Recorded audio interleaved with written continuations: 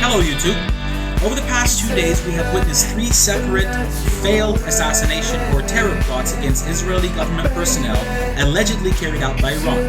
The first 2 were yesterday, Monday the 13th of February 2012, carried out simultaneously in 2 different countries, India and Georgia. In India, the wife of an Israeli defense attaché was attacked with a sticky bomb attached to her car, injuring herself and another person in the process. The second was at the Israeli embassy in the Georgian capital, and the bomb was discovered before it could hurt anybody in the Israeli embassy.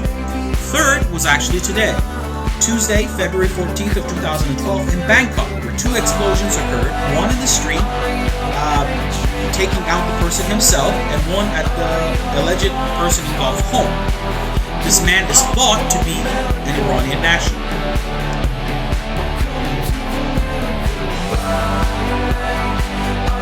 Now, why do I believe this is more likely an Israeli false flag op? Well, let's examine history first. Israel has a history of doing such things, the most prominent example being the attack on the USS Liberty in order to get the United States involved with the war with Egypt. Also, for the past few years, Israel has been carrying out systematically assassination of Iranian scientists and academics, with the most recent one being in January of 2012. In this attack, an Iranian nuclear scientist was assassinated with a sticky bomb attached to his car, which is the exact same MO used in the attack in India yesterday. In response to the assassinations carried out by Mossad and never denied by the Israeli government, Iran has said that it will give a crushing response and retaliate against Israel and the West. But this seems to be too easy and convenient to be considered a retaliation by Iran.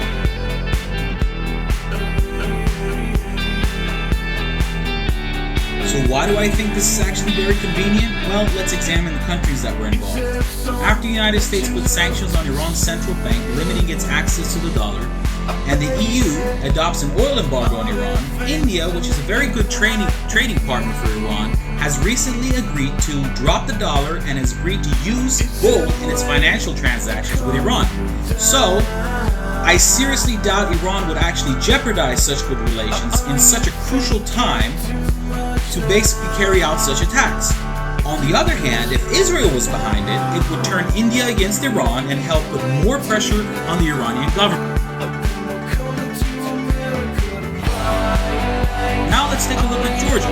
According to researcher Rick Rozoff from Stop NATO website, Georgia recently has reached an agreement with President Obama in allowing Georgia to be used as a launching pad for a United States military strike against Iranian nuclear facilities, possibly as soon as this summer.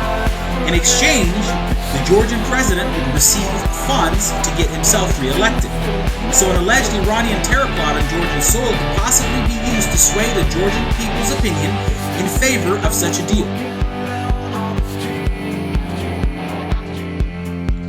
Now, some skeptics might say that there are several Arab countries in the region with US military bases that could be used in a strike against Iran. While this is true, every single one has said that they will not allow their country to be used in a strike against Iran, and ironically, this is actually against US national interests as well.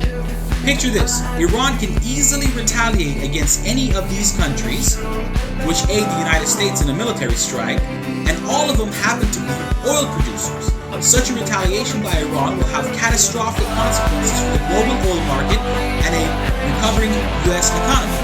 But Georgia's economy, on the other hand, is simply based on its agriculture and tourism. And because of its longer distance from Iran compared to all the Arab countries, the NATO missile shield defense system in Turkey could easily intercept Iranian missiles coming from Iran and counter any retaliation by Iran.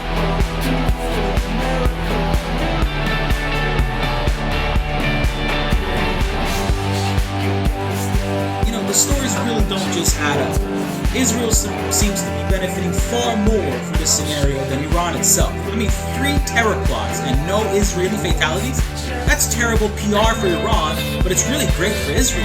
Just look at the media stories depicting Iran. They're all contradictory.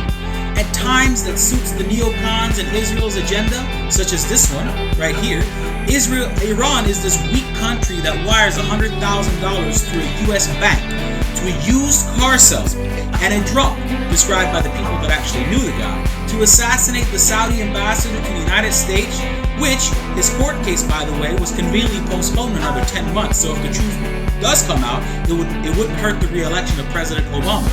And at times when it fits their agenda, Iran is this deadly and sophisticated enemy that has mastered the nuclear cycle and could possibly build a nuclear weapon. Iran is this country that has developed long-range ballistic missiles that could possibly reach the U.S. Iran is this country that hacks into one of the most sophisticated U.S. drones and lands it safely. Iran is this country that allegedly provided Iraqi militia with IEDs that literally blew up 2.5-ton armored Humvees, killing Marines in the process. And this country carries out 3 different attacks with 0 fatalities.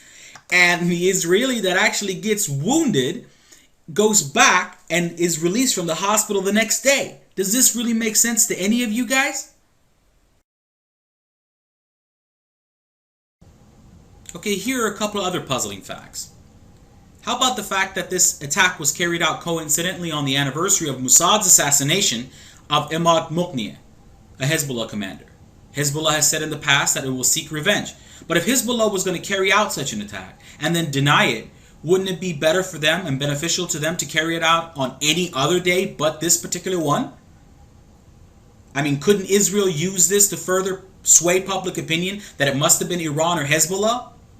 How about the fact that this was carried out against a wife of an Israeli attaché, not himself? I mean, look at it this way. If it was a guy, the world would have said simply tit for tat, what goes around comes around, or Israel deserved it because they killed Iranian nuclear scientists. But now that it's a woman, the whole game changed. And Israel was very quick to use this in its own PR game, calling Iran the greatest exporter of terror, killing defenseless women and children, which we've heard this all before. So based on all the facts that I said, I simply do not believe that Iran would risk its situation currently to carry out such a thing, and it's more likely to be a Israeli false flag operation because it would actually further their agenda by blaming Iran for everything and gain sympathy in the world public opinion. Now that's my video. Please like, comment, let me know what you think, and subscribe. See you guys next time.